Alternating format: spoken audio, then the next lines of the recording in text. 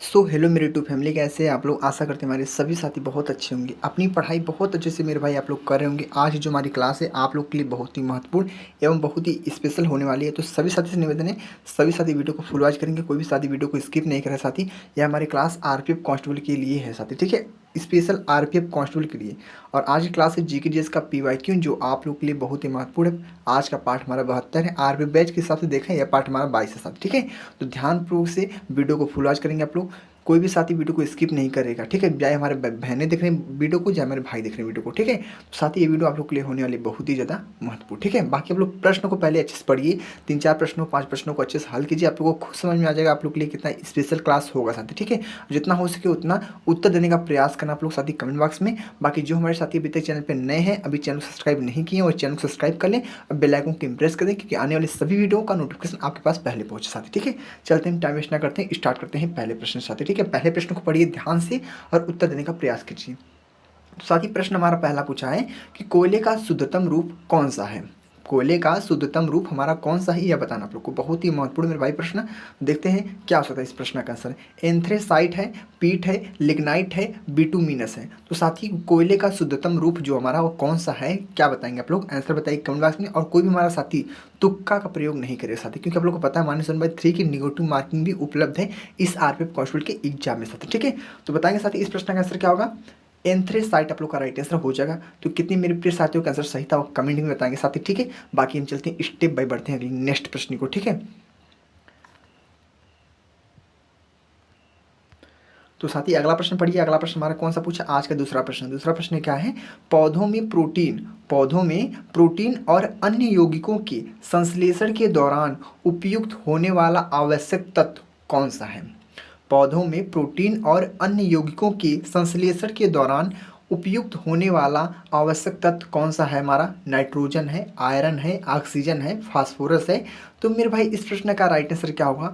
जो भी साथी पता हुआ साथी हमारे कमेंट जरूर करेंगे। तो मेरे भाई बता दी इस प्रश्न का जो स्पेशल राइट आंसर होगा क्या होगा पता आप लोग को, नाइट्रोजन हो जाएगा। तो कितने मेरे भाइयों का आंसर सही था नाइट्रोजन, आप लोग कमेंट करेंगे। बाकी हम चलते हैं स्टेप बाय बढ़ते हैं अगले नेक्स्ट प्रश्न के साथी। अगले प्रश्न को पढ़िए आप लोग ध्यान से। अगला प्रश्न हमारा क्या बोला है, आज का अगला प्रश्न साथी तीसरा प्रश्न आप लोग के लिए स्क्रीन पे क्या बोला है। मैं ऑक्सीजन की उपस्थिति में पाइरुवेट विघटन होता है। मैं ऑक्सीजन की उपस्थिति में पाइरुवेट विघटन होता है। तो बताएंगे साथी इस प्रश्न का आंसर क्या हो सकता है। बताएंगे आप लोग। क्या हमारा ऑप्शन है, माइटोकॉन्ड्रिया है, साइटोप्लाज्मा है और लाइसोसोम है और अंतर्द्रावी जालिका है। तो मेरे भाई इस प्रश्न का राइट आंसर क्या होगा। जितने भी साथी को पता होगा साथी हमारे कमेंट करेंगे साथी इस प्रश्न का राइट आंसर क्या हो सकता है, जो आप लोग के लिए बहुत ही ज़्यादा महत्वपूर्ण है मेरे भाई। तो इस प्रश्न का आंसर बता दें साथी। इस प्रश्न का जो आंसर होगा आप लोग का क्या होगा, माइटोकॉन्ड्रिया आप लोग का राइट आंसर हो जाएगा। यानी तीसरे प्रश्न का right answer A answer is the correct answer आप लोग का हो जाएगा, ठीक है। बाकी हम चलते हैं अगले नेक्स्ट प्रश्न के साथ ही। अगले प्रश्न को पढ़िए मेरे भाई। अगला प्रश्न कौन सा हमारा है, आज का प्रश्न नंबर साथी हमारा है चौथा, ठीक है। तो चौथा प्रश्न क्या साथ ध्यान से पढ़िए और उत्तर देने का प्रयास कीजिए मेरे भाई, ठीक है। प्रश्न 4 में बोला है, 4 नंबर प्रश्न क्या बोला है कि राज्यपाल के परामर्श के पश्चात ही राज्य विधानमंडल के सदस्य को बर्खास्त कर सकता है। राज्यपाल के परामर्श के पश्चात ही राज्य विधानमंडल के सदस्य को बर्खास्त कर सकता है। तो निर्वाचन आयोग, विशेषाधिकार समिति, विधानसभा अध्यक्ष, नेता प्रतिपक्ष। तो मेरे भाई इस प्रश्न का राइट आंसर क्या होगा, आप लोग उत्तर देने का प्रयास कीजिए ज़्यादा से ज़्यादा लोग। क्या है, निर्वाचन आयोग है और विशेषाधिकार समिति है, विधानसभा अध्यक्ष है, नेता प्रतिपक्ष है। तो मेरे भाई इस प्रश्न का जो राइट आंसर होगा क्या पता है आप लोग को होगा, निर्वाचन आयोग आप लोग का इस प्रश्न का साथ ही हमारा राइट आंसर हो जाएगा, जो आप लोग के लिए बहुत ही महत्वपूर्ण है मेरे भाई। तो अच्छे से आप लोग क्लियर हो चुके हैं। अब हम चलते हैं स्टेप बाय बढ़ते हैं अगले नेक्स्ट प्रश्न के साथ, ठीक है। अगले प्रश्न को पढ़िए आप लोग। अगला प्रश्न कौन सा साथी हमारा, अगला प्रश्न आप लोग के स्क्रीन बोर्ड पर आज हमारा 5वां प्रश्न साथी। तो 5वें प्रश्न को ध्यान से पढ़िए, उत्तर देने का प्रयास कीजिए मेरे भाई। आज का 5वां प्रश्न क्या बोला है, सूचना का अधिकार अधिनियम आरटीआई कब से लागू हुआ। सूचना का अधिकार अधिनियम आरटीआई कब से लागू हुआ। तो मेरे भाई बताने का प्रयास कीजिए इस प्रश्न का आंसर। 2005, 2007, 2008 और एक ऑप्शन आपका है 2012, ठीक है। तो इस प्रश्न का राइट आंसर क्या होगा मेरे भाई बताइए आप लोग कि 5वें प्रश्न का राइट आंसर क्या होगा। सूचना का अधिकार अधिनियम आरटीआई कब से लागू हुआ। तो बता दें साथी क्या आंसर होगा पता आप लोग को, 2005 आप लोग का राइट आंसर हो जाएगा साथी, ठीक है।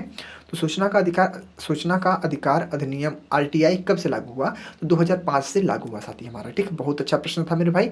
अब हम चलते हैं स्टेप बाय बढ़ते हैं अगले नेक्स्ट प्रश्न को, ठीक है। अगले प्रश्न को पढ़ते हैं साथी। अगला प्रश्न हमारा कौन सा आप लोग की स्क्रीन पे आज का हमारा प्रश्न नंबर साथी 6 है, यानी आप लोग का छठा प्रश्न साथी। क्या बोला छठा प्रश्न, ध्यान से पढ़िए। बोला हमारा काली घाट कला की उत्पत्ति किस क्षेत्र में हुई थी।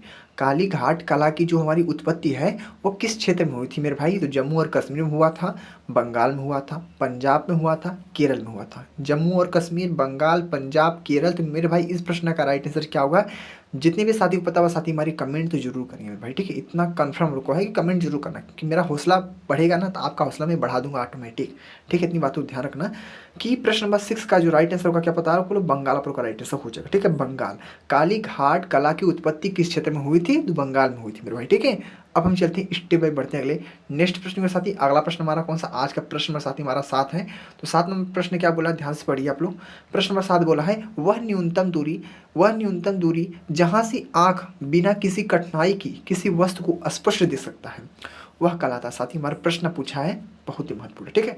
वह न्यूनतम दूरी जहां से आंख बिना किसी कठिनाई की किसी वस्तु को स्पष्ट देख सकता है वह कहलाता है सामान्य नेत्र बिंदु कहलाता है, सामान्य नेत्र बिंदु कहलाता है, आंख का निकट बिंदु कहलाता है, आंख का प्रकाश बिंदु कहलाता है, या आंख की दूरी बिंदु कहलाता है, ठीक है मेरे भाई। इस प्रश्न का आंसर क्या होगा, जितने भी साथी बताओ साथी मैं रिकमेंड करेंगे।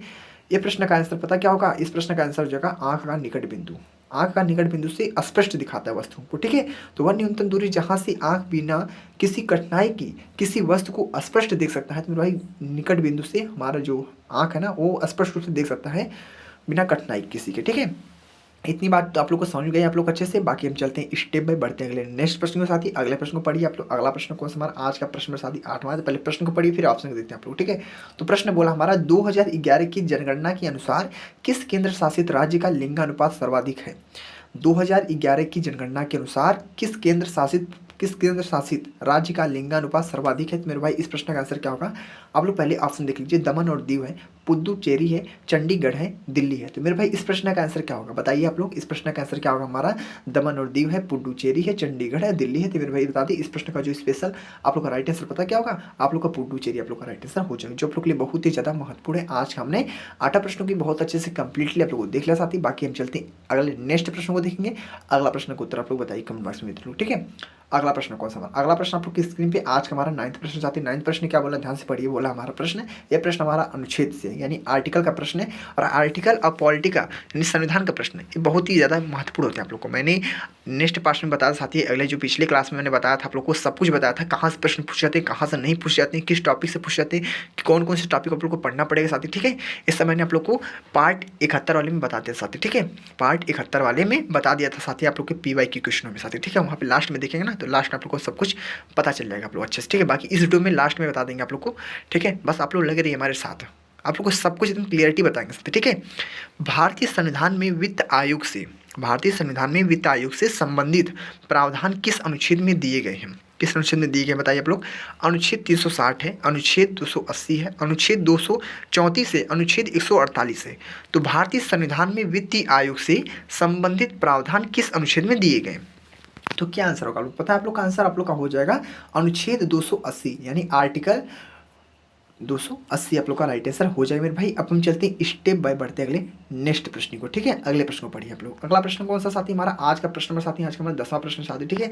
आप लोग से मैंने बोला था कि मात्र 5 प्रश्नों को करने के बाद आपको बताइए आप लोग कमेंट बॉक्स में आप लोग समझ में आ रहा है या नहीं आ रहा है भाई। आप लोग समझ लीजिए 10 प्रश्न तक पहुँच गए। आप लोग बताइए आप लोग कि आप लोग को समझ में आ रहा अच्छे से कि नहीं, आप लोग को लग रहा है कि नहीं स्पेशल क्लास है आप लोग के लिए। तो साथी बहुत ही ज़्यादा स्पेशल क्लास है, क्योंकि सभी प्रश्न आप लोग के लिए PYQ हैं, ठीक है। आप लोग को पता है सब लोग PYQ PDO नहीं बनाते अपने यूट्यूब पे, ठीक है। इतनी बात ध्यान रखना कि कोई अच्छे से नहीं पढ़ाना चाहता है, ठीक है। तो मैं जो बता रहा हूँ बस उनको अच्छे से रट लीजिए, बाकी को कुछ भी करने की जरूरत भी नहीं है आप लोग को, ठीक है। इतनी बातों को ध्यान रखना। तो चलते हैं प्रश्न को देखते हैं साथी। प्रश्न नंबर 10वां हमारा, भारतीय संविधान का कौन सा भाग हमारा राज्य को दिए गए विशेष प्रावधानों से संबंधित है। भारतीय संविधान का कौन सा हमारा भाग है जो राज्य को दिए गए विशेष प्रावधानों से संबंधित है। तो भाग 16 है, भाग 21 है, भाग 19 है, भाग 20 है। तो मेरे भाई बहुत अच्छा प्रश्न आप लोग का राइट आंसर हो जाएगा भाग 21, ठीक है। क्या होगा भाग 21 यानी 10वें प्रश्न का राइट आंसर क्या होगा, भाग 21 वाला आप लोग का राइट आंसर हो जाएगा। बाकी हम चलते हैं इसी प्रकार अगले नेक्स्ट प्रश्न के साथ देखें। अगला प्रश्न कौन सा हमारा, अगला प्रश्न आप लोग की स्क्रीन पे आज का प्रश्न साथी हमारा 11th है, आप लोग का 11 प्रश्न साथी। तो ध्यान से पढ़िए, उत्तर देने का प्रयास कीजिए भाई, ठीक है। प्रश्न 11 बोला है कि गोल्डन फाइबर क्रांति का संबंध किस फसल से है। गोल्डन फाइबर क्रांति का संबंध किस फसल से है। तो जूट से है, कपास से है, धान से है, सूरजमुखी से है। तो साथी इस प्रश्न का आंसर क्या होगा आप लोग बताइए कमेंट बॉक्स में। इस प्रश्न का आंसर क्या होगा मेरे भी बता देना। इस प्रश्न का आंसर क्या होगा आप लोग पता है, जूट आप लोग का राइट आंसर हो जाएगा। ठीक है, तो गोल्डन फाइबर क्रांति का संबंध किस फसल से है। जूट से। किससे। जूट से। ठीक है, क्लियर हो चुके आप लोग अच्छे से। बाकी हम चलते हैं स्टेप बाय अगले नेक्स्ट प्रश्न के साथी। अगले प्रश्न को पढ़ते हैं मेरे भाई। अगला प्रश्न कौन सा हमारा आप लोग की स्क्रीन पे आज का प्रश्न साथी हमारा कौन सा है 12 प्रश्न साथी। 12 प्रश्न में क्या बोला है, गोलाकार दर्पणों और लेंसों में निम्न में से किस संकेत का उपयोग किया जाता है। गोलाकार दर्पणों और लेंसों में निम्न में से किस संकेत का उपयोग किया जाता है। बहुत अच्छा प्रश्न है, बहुत ही ज़्यादा महत्वपूर्ण। ठीक है, तो गोलाकार दर्पणों और लेंसों में निम्न में से किस संकेत का उपयोग किया जाता है। न्यू कार्टेशियन संकेत, न्यू आइंस्टीन संकेत, न्यू न्यूटन संकेत, न्यू हाइजीन संकेत। ठीक है, तो हाइजीन संकेत। मेरे भाई बताइए इस प्रश्न का आंसर क्या होगा। बहुत ही ज़्यादा महत्वपूर्ण आप लोग के लिए प्रश्न आते हैं। प्रश्न को पढ़ते ही आप लोग समझ जाएंगे आप लोग के लिए महत्वपूर्ण है या नहीं है। ठीक है, ये सही प्रश्न स्पेशल है। सही प्रश्न आप लोग के एग्जाम में पहले से पूछ चुके हैं। आप लोग को पता है जितना हो सके उतना PYQ रट लीजिएगा, क्योंकि PYQ पूछता है आप लोग के एग्जाम में, रिपीट होते रहते हैं। ठीक है, तो इस प्रश्न का आंसर क्या होगा पता है आप लोग को। इस प्रश्न का आंसर आप लोग का हो जाएगा साथी हमारा हो जाएगा A number is the right answer. New Cartesian संकेत यानी option number A is the correct answer मेरे भाई। ठीक है, बाकी हम चलते हैं इसी प्रकार अगले नेक्स्ट प्रश्न को। ठीक है, अगले प्रश्न को पढ़िए आप लोग। आज का प्रश्न में कौन सा साथी हमारा, आज का प्रश्न में साथी हमारा है आज का 30 नंबर प्रश्न है, यानी 13 नंबर प्रश्न क्या बोला ध्यान से पढ़िए। बोला है राज्य की परिभाषा भारतीय संविधान की किस अनुच्छेद में दी गई है। राज्य की परिभाषा भारतीय संविधान की किस अनुच्छेद में दी गई साथी। हमारा संविधान और अनुच्छेद दोनों मिक्सिंग प्रश्न है। तो अनुच्छेद 12 है, अनुच्छेद 13 है, अनुच्छेद 15 है और एक ऑप्शन आप लोग का अनुच्छेद 14 है। तो मेरे भाई इस प्रश्न का आंसर क्या होगा। इस 13वें प्रश्न का राइट आंसर क्या होगा। प्रश्न हमारा है राज्य की परिभाषा भारतीय संविधान की किस अनुच्छेद में दी गई है। तो मेरे भाई बता दी इस प्रश्न का जो स्पेशल राइट आंसर हो जाएगा आप लोग का अनुच्छेद यानी 12 यानी आर्टिकल 12 आप लोग का राइट आंसर हो जाएगा। ठीक है, तो बहुत अच्छे से आप लोग कंप्लीटली आप लोग का तैयार हो गए मेरे भाई। हमने 13 प्रश्न तो को अच्छे से पढ़ लिए, बाकी हम चलते हैं इसी प्रकार अगले नेक्स्ट प्रश्न को। ठीक है, अगले प्रश्न को पढ़िए आप लोग। अगला प्रश्न कौन सा मेरे भाई, आज का प्रश्न में कौन सा हमारा आज का 14 नंबर प्रश्न यानी आपका 14 नंबर प्रश्न साथी। क्या प्रश्न ध्यान से पढ़िए आप लोग। प्रश्न 14 बोला है कि निम्न में से किस बूझा चूना कहा जाता है। निम्न में से किसे बूझा चूना कहा जाता है। किसे क्या बूझा चूना कहा जाता है साथी। इतनी बातों को ध्यान रखना क्योंकि मेन पॉइंट है आप लोग का। ठीक है, तो निम्न में से किसे बूझा चूना कहा जाता है। यहाँ पे एक ही मात्रा रहेगी। ठीक है, बूझा चूना कहा जाता है। तो कैल्शियम ऑक्साइड को, नाइट्रस ऑक्साइड को, कैल्शियम बाइकार्बोनेट को, सोडियम ऑक्साइड को। तो मेरे भाई इस प्रश्न का आंसर क्या होगा कि निम्न में से किसे बूझा चूना कहा जाता है। बता दें बहुत ही सिंपल आप लोग का राइट आंसर आप लोग का हो जाएगा कैल्शियम ऑक्साइड को कहा जाता है। बहुत ही सिंपल है और आप लोग इजीली आंसर को बता सकते हैं कि बूझा चूना किसे कहा जाता है, कैल्शियम ऑक्साइड को कहा जाता है। मेरे भाई चलते हैं अगले नेक्स्ट प्रश्न को। अगले प्रश्न को पढ़ते हैं। आज का प्रश्न साथी हमारा है आज का कौन सा प्रश्न है साथी। आज का हमारा 15 प्रश्न था। ठीक है, तो 15 प्रश्नों को ध्यान से पढ़िए और उत्तर देने का प्रयास कीजिए मेरे भाई। जो हमारे बहनें देख रहे हैं वीडियो को वो भी, जो मेरे भाई दे रहे हैं वो भी। ठीक है, तो प्रश्न 15 बोला है कि विद्युत प्रतिरोधकता का एसआई मात्रक है। विद्युत प्रतिरोधकता का एसआई मात्रक है साथी। विद्युत प्रतिरोधकता का एसआई मात्रक है तो ओम मीटर है, फैराडे मीटर है, वोल्टेज मीटर है, हेनरी मीटर है। विद्युत प्रतिरोधकता का एसआई मात्रक है, ओम मीटर है, फैराडे मीटर है, वोल्टेज मीटर है, हेनरी मीटर है।